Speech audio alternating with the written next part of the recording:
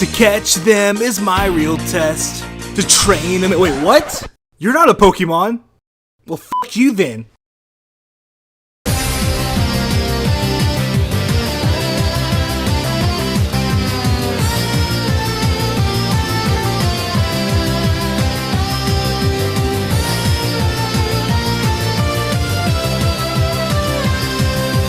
What is going on, guys? This is Dobbs here, bringing you another Pokemon video. And in this video, I'm going to show you the top 10 biggest Pokemon knockoffs that you probably will ever see. But before we start, I want to show you guys this really cool app for the upcoming Pokemon games called Sun and Moon Amino. It's a community app where you can join public chats with people from all around the world, where you can follow cool people, post a blog for everyone to see, or even discuss about Sun and Moon topics. But probably the best part about this app is that it's all about Pokemon Sun and Moon. Now you'll have an app for when you want to see Pokemon Sun and Moon news, Sun and Moon Pokemon, or even just a place to talk about the new games. The app is available on iOS and Android, and all you have to do is search Sun and Moon Amino. So be sure to download the app and take part in my poll for which starter Pokemon you're going to pick. Let's see which starter wins. So yeah, without further ado, let's get started. Starting off this list, we have Pokemon Stadium. Yeah. Now back in the day when the Nintendo 64 was just making its first debut, Pokemon Stadium changed the way we looked at Pokemon. With real 3D models, it was such an awesome game to experience for the first time. It was so good, in fact, that bootleg versions of the game were flooding the black market, one of them being, well, Pokemon Stadium. This Pokemon bootleg was made for the Super Nintendo and only featured two modes, Arcade and Versus. Both modes included 12 playable Pokemon that you probably will recognize. I mean, who can forget about Dogus? Or even Daggett? It's kind of funny when you think about it. Whoever developed this game straight up took the title of Pokemon Stadium, but when it came to the names of the Pokemon, they were like, nope, that's where I draw the line. Along with these hilariously bad names, the moves were even worse. We had Earthquake Wave, Revert the Life, Sand Splash, and personally my favorite, Hypnosis Genesis, which is kind of a badass name. But anyways, on the bright side, at least the developer had a little originality when it came to the battling. You had two options when being attacked by your opponent, Defend or Evade. Defend was just random luck and determined how much damage you would take. Evade, on the other hand, brought up a slider where you try to land your arrow in the middle area, which is actually pretty cool. Next up, we have the Demi Children, also known as Shin Megami Tensei Devil Children, which is a pretty wild name for a children's game, but whatever. Now, unlike number 10, Demi Children was an actual game created by the same developers who made Persona 3, which, if you didn't know, was a game where you control a group of high school students who activate their special powers by, well, something that's very stupid. It surprises me this was actually allowed for a PlayStation game, even if it was rated M. But anyways, getting back to Demi Children, just like the mainstream Pokemon games, these games came in two versions, the Red Book and the Black Book. The background behind the series follows demon-human hybrids called Devil Children who journey from Japan to the demon world. Just like Pokemon, these kids were allied by monsters that would join their party and help guide them to the end. But the way you capture these monsters is what probably killed the game. You didn't battle and weaken them in order to capture them. It was more of a, hey, yeah? You wanna tag along with us? Yeah, sure. Okay, cool. And that was it. Pretty lame. But what did you expect from a Pokemon knockoff that came from the same people who made Persona 3? Moving on. Coming at number 8, we have Dinosaur King. Now you're probably noticing a pattern in this list. Hilariously said by Dorkly, if you take Pokemon and replace the monsters with another entity, someone will give you a bag of money and your own franchise, which is pretty accurate when you think about it. Now in this case, if you took Pokemon, Yu-Gi-Oh! And Jurassic Park and blended them all together, you'll get what's called Dinosaur King.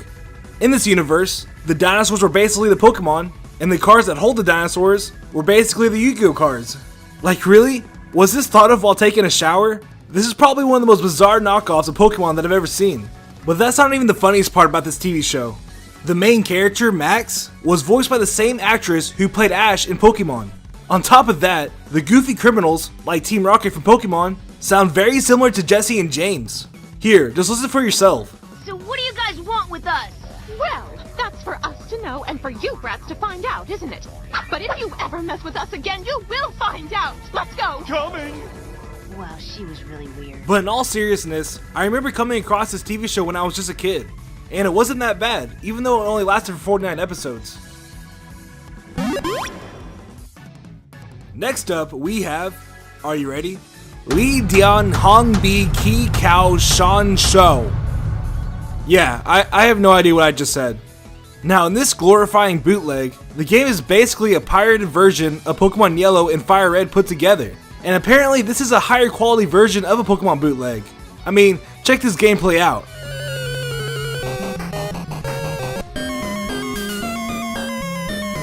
Yeah, I don't really see the high quality in this. Not to mention that the soundtrack is terrible. But anyways, it has its similarities to Pokemon Yellow, like starting out with Pikachu and being able to obtain all the first generation starter Pokemon. But also it has its differences. Listing a few, your Pokemon are able to evolve in the middle of a battle. All the Pokemon who evolve through trade instead evolve at level 40. And you're able to capture an Ivysaur in the Cerulean Cave, which is kind of random. But for the most part, it seems like an okay game, but the soundtrack is god awful. Coming at number 6, we have Dragon Warrior Monsters.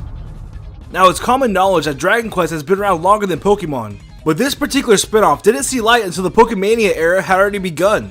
In the original Dragon Quest, you fight against monsters as a human, but in Dragon Quest Monsters, you guessed it, you use your monsters to battle. Unlike the first Pokemon game, in Dragon Quest Monsters, capturing a monster was a lot more complicated than tossing a Pokeball.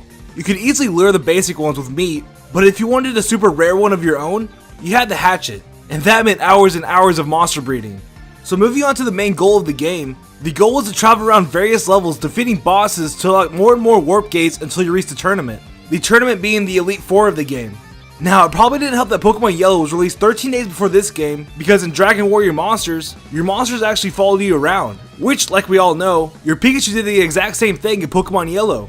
Now, just like any Pokemon knockoff, in this game another main goal of yours was to capture and train all the monsters. But what really killed it for most people was the terrible storage system. You simply had no space. And even if you were to somehow catch all the monsters, a lot of them would start to hate and disobey you for not battling with them. But overall, it was a pretty good game, even if it was a Pokemon knockoff. Coming at number 5, we have Chocovaders. Now, back in the early 2000s in Japan, there was a line of alien figurines who came packaged inside hollow balls of chocolate. These collectible monsters were based off real urban legends that included abduction stories and UFO sightings. Oh, and even sci-fi movies. One of them being Yukao, which is a knockoff of the famous alien E.T. Another one being Yusei, which was based off a real alien report where 3 small fairies supposedly broke into an old woman's house and messed with her Christmas decorations, which is pretty funny.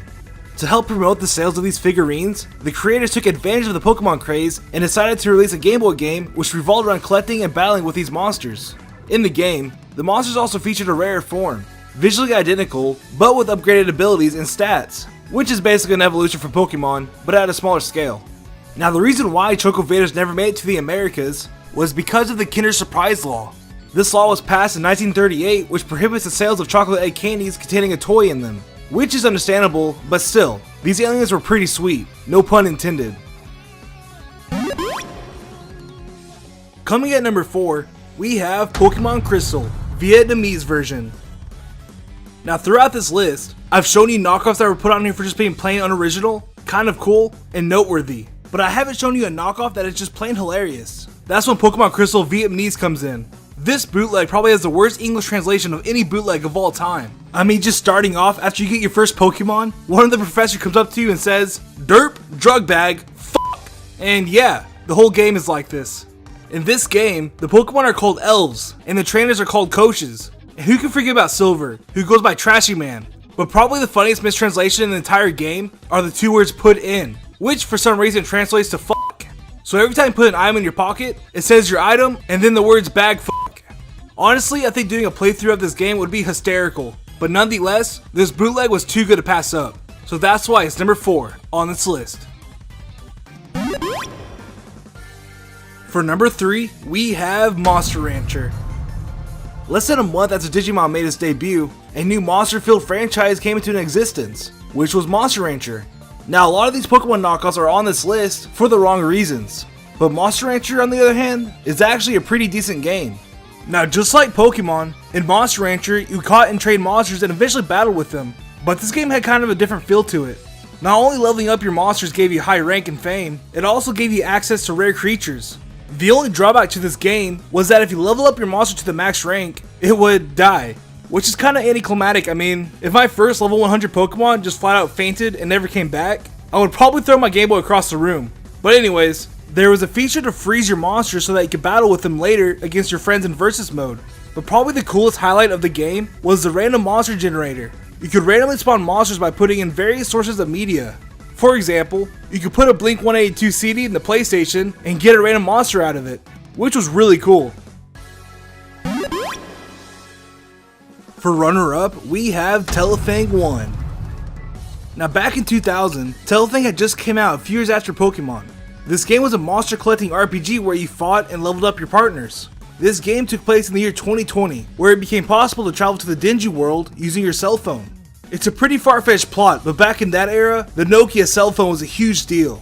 Now the reason why I put this title so high in this list is not because of the game itself, but because of the knockoff that knocked off this game and Pokemon at the same time. It's basically a triple Inception knockoff. So the game that bootlegged Telefang went by the name of Pokemon Diamond and Jade. Since Telefang had two versions, Power and Speed, Diamond and Jade were made respectively. These two pirated games fooled a ton of people. Part of the reason why is because of the cleverness of the creator. The developer created two fake Pokemon for the boxes to pose as the signature legendary for each game.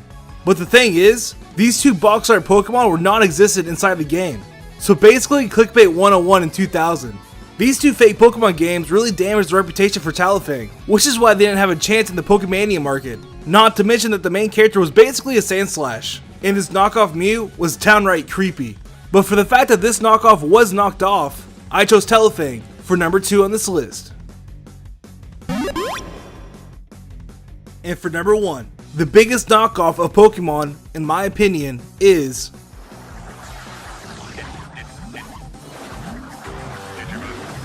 it's not Digimon, it's Robopon. Now this game is borderline plagiarism because of how much they copied Pokemon Red and Blue. It's like the developers didn't even try to hide the fact that they were blatantly copying Pokemon. Their attempt at fun with originality fell into a quick cash grab. Right when you start the game, it looks exactly like Pokemon. The buildings, the towns, and even the characters look alike.